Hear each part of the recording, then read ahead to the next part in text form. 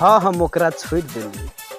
ई सही बात है कि हम ओकरा छोड़ दिली, लेकिन आज तक भी याद से ओकर उ बोले के शैली, ओकरा साथ बितावल एक पल, ओकर किस फोटो सब, किछ मैसेज सब अपना दिल के मंदिर में बसौने छै। नहीं वही फोटो मैसेज के हम डिलीट कर सके से, नहीं तो ओकरा हम अब फोन कर सके से, लेकिन हाँ हम ओकरा छोड़ दिली कि हम ओकरा छोड़ दिली।